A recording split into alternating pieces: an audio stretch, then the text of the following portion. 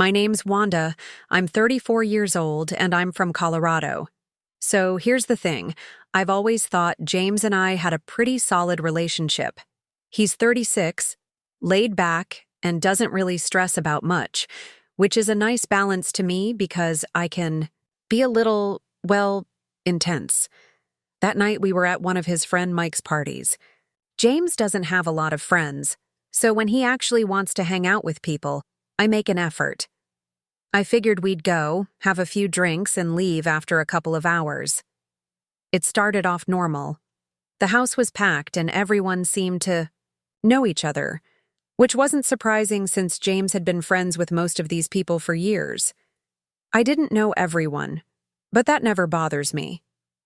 I'm pretty good at blending in, and honestly, I kind of like being the center of attention when I'm in the mood for it. So, while James was catching up with Mike, I mingled a bit.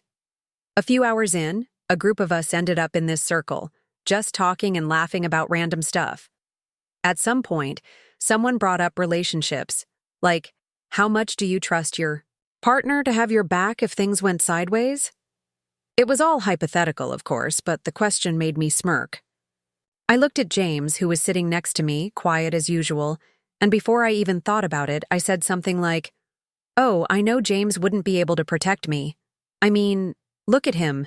It got a laugh, a big one, and I felt that little rush you get when you know you've said something funny. So, I kept going. I teased him about how he doesn't work out, how he can barely open jars sometimes, and threw in a joke about how we'd both be victims if someone tried to mug us because he'd just freeze up. People were dying laughing. Even Mike made a joke about James skipping leg day, like it turned into this whole thing. James didn't say anything, though. He just kind of sat there with this weird half smile, like he didn't want to make it awkward, but I could tell he wasn't laughing. So, of course, instead of stopping, I doubled down. I pointed at his arms and said something like, "Seriously, though, he's got arms like a sixth grader. No offense, babe." People lost it again. I mean, it was funny, right? And it's not like I was saying anything that wasn't true. But then, out of nowhere, James stood up. Just like that. Stood up, grabbed his jacket, and walked out of the room. No explanation. Nothing. At first, I thought he was just going to the bathroom or needed some air, but when he didn't come back after a couple of minutes, I realized he was gone. Like, gone. Gone. The mood in the room shifted immediately. People stopped laughing, and there was this awkward silence. Mike looked at me and was like, "You okay?" That was kinda harsh, which threw me off because, in my head, it was just a joke. A joke. We've teased each other before. It's not like I broke some unspoken rule or something. Still, I tried to play it off. I shrugged and said, "He's probably just tired or whatever. He's fine." But inside I was annoyed. Like, what was his problem? It's not like I was lying, and it's not like anyone there was going to think less of him. If anything, I thought it'd make him look good. You know, for being able to laugh at himself. I stayed at the party for a little while longer, but it wasn't the same. People were polite, but the vibe was off, and I felt this weird mix of irritation and embarrassment. Finally, I said my goodbyes and called an Uber. When I got home, James was in bed pretending to be asleep. I didn't say anything to him. I figured he'd get over it by morning. But the next day, things were different. He barely spoke to me. When he did, it was short and clipped, like he couldn't be bothered.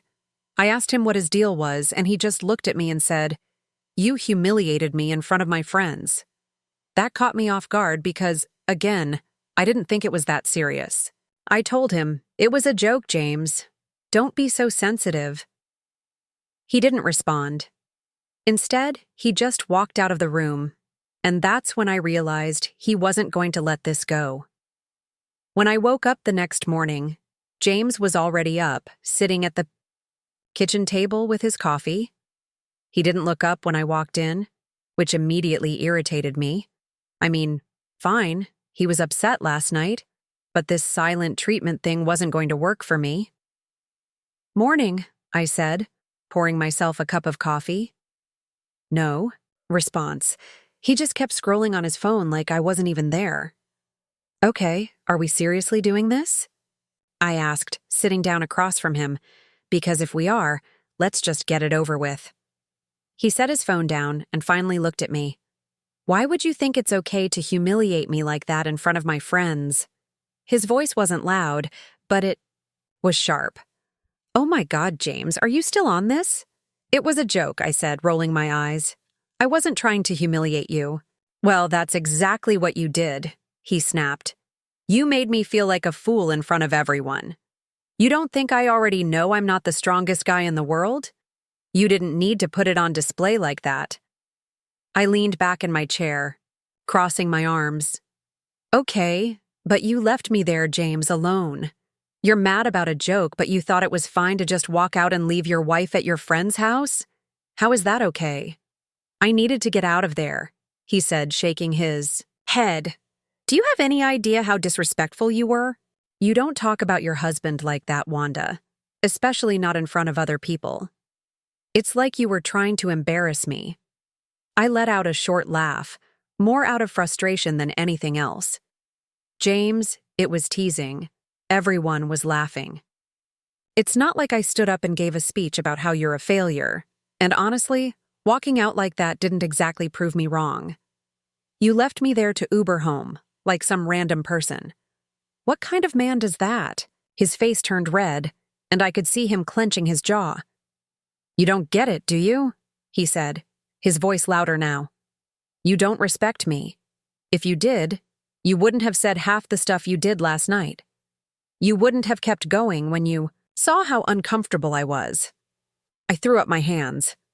"Of course I respect you, James. But you didn't exactly act respectable last night, did you?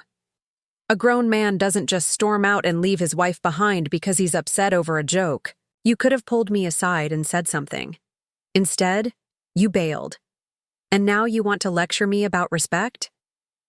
He stared at me for a long moment, and I could tell he was processing what I said.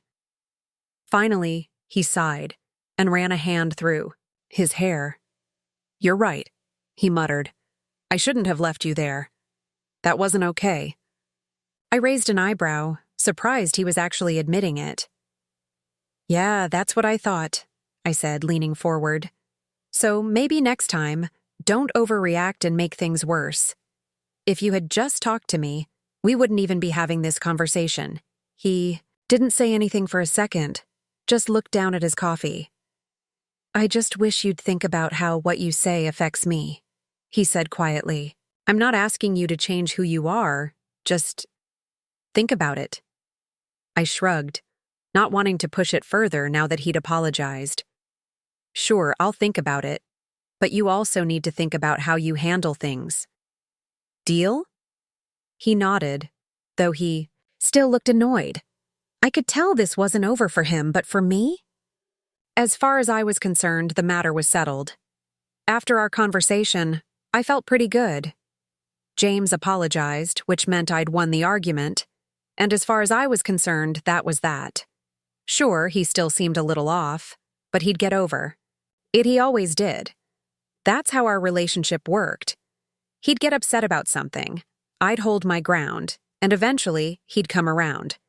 I didn't even have to think about it anymore. James wasn't exactly the take charge type. I'd always been the one who kept things moving in our relationship, whether it was making plans, handling finances, or deciding what to watch on TV.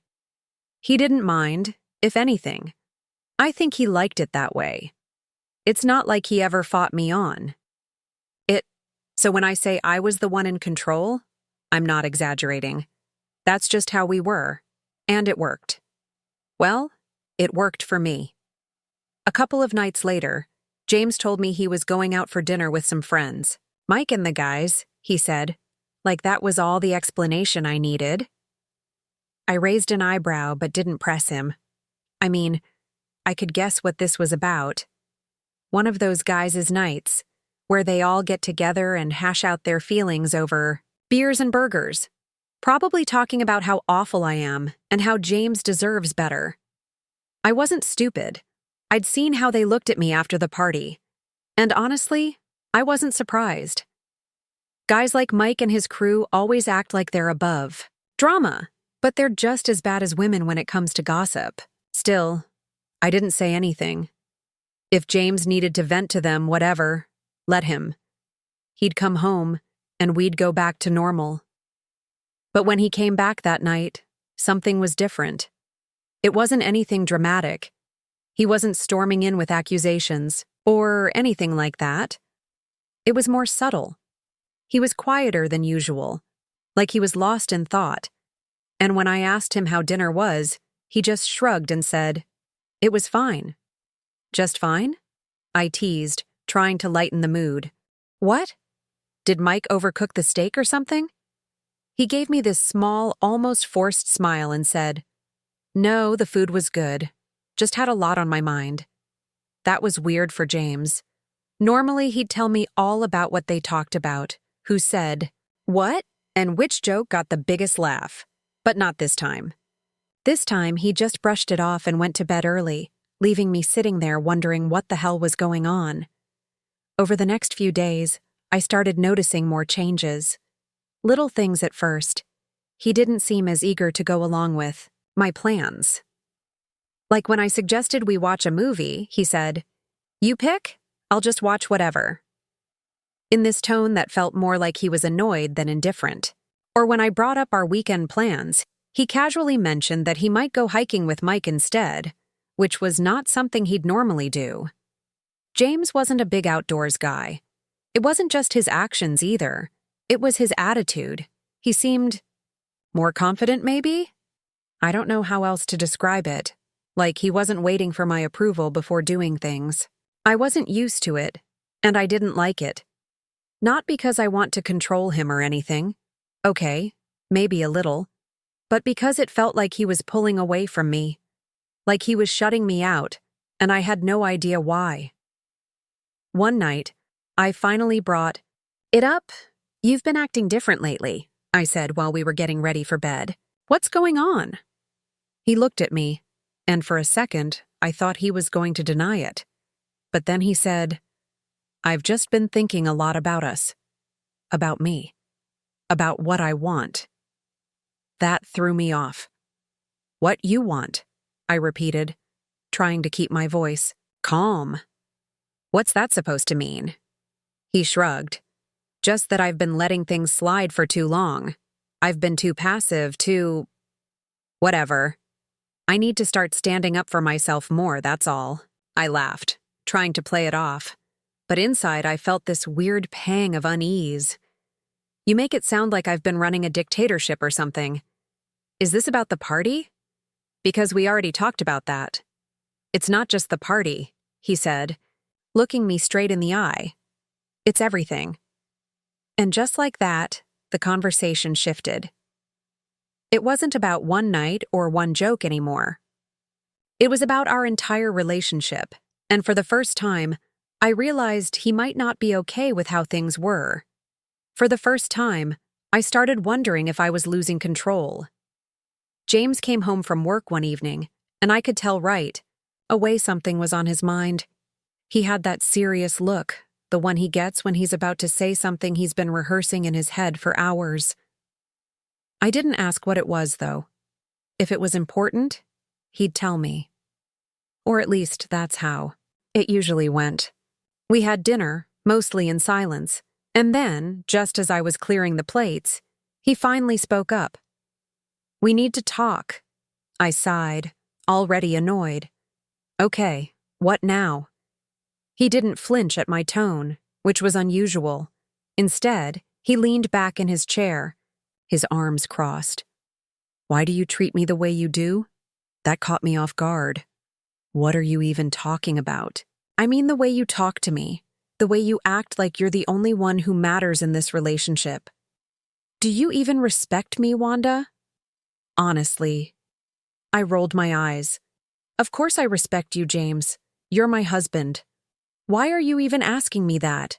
He shook his head, frustrated. "Because you don't act like it. You humiliated me in front of my friends, and when I tried to tell you how I felt, you made it about how I overreacted. You don't listen to me. You don't care what I want, and half the time it feels like I'm just here to be your punching bag. That's not fair, I shot back. I wasn't trying to humiliate you. I told you, it was a joke. You're the one who made it into this big thing. Wanda, he said, his voice sharper now. This isn't just about the party. It's about everything. The way you talk to me, the way you dismiss me when I try to say how I feel. If you really respected me, you wouldn't treat me like this. I felt my face heat up. James, don't act like you're some perfect angel in all of this. You don't stand up for yourself. You let me handle everything, and now you want to sit here and act like I'm the bad guy? Maybe if you stepped up more, I wouldn't have to take charge all the time. That's not an answer, he said, cutting me off. Why did you even marry me if you don't respect me? Was it convenience? Because I was a safe choice? Or was there something else? Because I'm starting to think I'm not the person you actually wanted to marry. I froze, the words hitting me like a slap. That's ridiculous, I said quickly. You're twisting this into something it's not. Am I? He challenged, his voice rising now. Because the way you treat me doesn't feel like love, Wanda. It feels like I'm just here. Like I'm not enough for you, and maybe I never was. That's not true, I snapped. But even as I said it, I could feel the cracks forming in my defense. You're overthinking this. You're letting your friends get in your head, aren't you? They've been filling you with this nonsense, and now you're trying to blame me for things that aren't even real. My friends didn't make me feel this way, he said firmly. You did. They just gave me the push to say something, and I'm glad they did. Because we can't keep going like this, Wanda. This isn't healthy. It's not fair to either of us. I crossed my arms, leaning back in my chair. Oh, so what's the solution? Then? Counseling? Divorce? Are you just going to throw in the towel because I make a few jokes you don't like? This isn't about the jokes, he said. This is about respect. About whether or not you even want to be with me. Because right now it feels like you don't. I scoffed. That's insane. You're blowing this way out of proportion. No, he said, his voice steady now. I'm asking for the truth. Is there someone else? Or is it just that I was never the guy you really wanted? The question hit like a gut punch, and for a second, I couldn't speak. My first instinct was to deny it, to lash out. But something in his tone stopped me. He wasn't angry, he wasn't accusing, he was just done. I stood up, pushing my chair back with more force than I meant to. You know what, James? Maybe your friends were right. Maybe this is a lost cause. You want to sit here and play the victim like you've been some perfect husband, but you haven't been. And maybe, just maybe, I'm not the bad guy here. Maybe we're just not meant to be. He didn't say anything, just looked at me with this calm, almost resigned expression. And for the first time, I realized he wasn't trying to win the argument. He was trying to figure out if there was anything left to fight for. What do you want to do? He asked quietly. Because I can't keep doing this, Wanda. We either fix it or we walk away. I didn't have an answer. For the first time in a long time, I didn't know what to say. James and I sat in silence for what felt like forever after his question. Fix it or walk away. I wasn't used to him putting me on the spot like that. Normally, he'd back down, let me deflect, and everything would go back to normal, but not this time. He was dead serious, and the weight of his words was hanging in the air between us. Finally, I sighed, trying to sound composed. All right, if you want to fix it, we'll try counseling. His eyebrows raised slightly, and I could see he wasn't expecting me to agree so quickly. Really? Yes, I said, leaning forward and clasping my hands together like I was being sincere. I don't want to throw this marriage away. If you think counseling will help, then let's do it. It wasn't a total lie. I didn't want a divorce. I liked My life and James was a part of that. But the truth, I figured this whole thing was just a phase. He was feeling himself after that little pep talk from his friends, but he'd come back down to earth soon enough. Scheduling counseling? Sure. Actually going through with it? That was another story. I told him I'd find a counselor and set something up, but weeks went by, and I never did. Every time he brought it up, I had an excuse. Oh, I've been so busy with work. Or the ones I found were all booked up. Or I'm waiting for someone to call me back. He seemed to believe me at first, but eventually, the questions stopped. I figured he'd gotten over it, just like I thought he would. Then one night, he brought it up again. We were sitting on the couch watching TV, and he just turned to me and said, "You never scheduled counseling, did you?" I froze for a second, but quickly recovered. I told you, I've been trying. It's not as easy as it sounds, James. Don't lie to me, he said, his voice calm but firm. You never planned to do it, did you? I rolled my eyes, immediately defensive. Oh, come on, James. Don't act like I don't care about this marriage. I said I'd do it, and I will. No, he said, cutting me off. You won't, and you don't care. Not enough anyway. If you did, we wouldn't even be here right now. Here we go again, I muttered, crossing my arms. Why do you always have to make me the bad guy? Because you won't own up to anything, he snapped, his voice rising. You don't respect me, Wanda. You don't even take this seriously. And honestly, I'm done pretending this is going to work. I want a divorce. I stared at him, stunned. What did you just say? I said I want a divorce, he repeated, his tone steady. This isn't healthy. You don't respect me, and I can't be with someone who doesn't even want to try to fix things. I laughed, but it was more out of disbelief than anything else.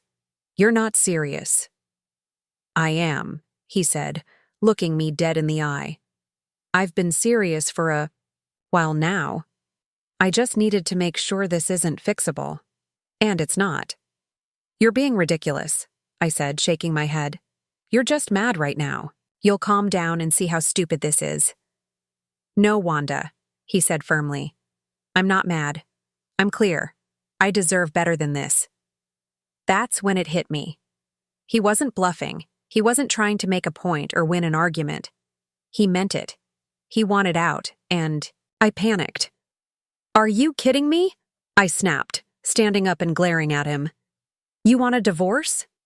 After everything I've done for you? After all the years I've put up with you being weak and passive and— Stop, he said sharply, but I ignored him. No, you're going to hear this, I said, my voice getting louder. You're pathetic, James. You've always been pathetic. You let me walk all over you for years, and now suddenly you think you're some big man because your little friends told you to grow a backbone? You're a joke. Wanda? No, I shouted, tears streaming down my face now. I wish I never married you. You're an embarrassment, a fragile, weak excuse for a man. You can't even handle a little joke without running to your friends like a child. And now you think you're better than me? By the time I finished, I was shaking, my chest heaving with emotion. But as the words hung in the air, I realized something. There was no one else to blame. Not James, not his friends, not anyone. Just me. He stared at me for a long moment, his expression unreadable. Then he stood up and walked to the door. You don't have to say anything else, he said quietly. I'll stay at Mike's for now. You can call me when you've had time to think about what you really want. And just like that, he was gone. For the first time in our entire relationship, I wasn't the one in control. And for the first time, I didn't know if I wanted him to come. Back weeks went by after James told me he wanted a divorce. He stayed at Mike's place most nights, but came back to the house every few days to pick up clothes or sort through his stuff. Every time I saw him, it felt like he was someone else entirely. He didn't look at me the same way, didn't speak to me with any warmth. It was like I was a stranger to him, and it killed me. I'd try to make small talk when he came by, anything to break the coldness between us. But he kept it short and polite, like he was talking to a coworker he barely knew. The minute he left, I'd fall apart. I'd sit on the couch and cry, wondering how things had gotten so bad so fast. But as much as I hated the situation, I couldn't bring myself to take any real responsibility for it. I told myself it was his fault that he'd let his friends poison his mind against me. That's what I had to believe to keep myself from drowning in regret. When the divorce was finalized, it was as fair as it could have been. No one got screwed over, and neither of us walked away with more than the other. I kept the house, he kept the car, and we split the savings evenly. But it didn't feel like a win. It felt like losing a part of myself that I couldn't get back. After the papers were signed, James stopped coming around altogether. I'd see updates on his Facebook page every now and then. Pictures of him smiling with Mike and the guys, or hiking in places I didn't even know he liked. He looked happy, free even. And the comments from his friends made it clear that they were fully on his side. People I thought were our friends stopped reaching out to me entirely. No more invites to parties, no more texts to check in. It was like I'd been cut out of the group completely. At first, I was angry. How could they all turn on me like that? But deep down, I knew why. They weren't my friends. They were his. And they didn't like me. Maybe they never had. 3 months after the divorce, the silence from everyone else didn't bother me as much as James's happiness did. Every time I saw him post a picture or update, it was another reminder that he was better off without me. That stung more than anything. I wanted to believe he was just putting on a show, but the smile in his photos didn't look fake. He looked strong, different, like the man I used to wish he'd be, but too late for it to matter. I tried to distract myself, to move on, but nothing felt right. Dating apps were a joke. The guys I met were either weird, broke, or looking for something I wasn't. I didn't even know what I wanted anymore. All I knew was that I didn't want to end up alone. But with every passing week, that possibility started to feel more real. I still told myself the divorce was for the best. That James wasn't the man I needed, that I'd find someone stronger, more decisive, someone who could handle me. But every time I saw his name pop up on my newsfeed, that little voice in the back of my head told me I'd made a mistake, and that maybe, just maybe, I'd been the problem all along. But I'd never say that out loud. Not to anyone.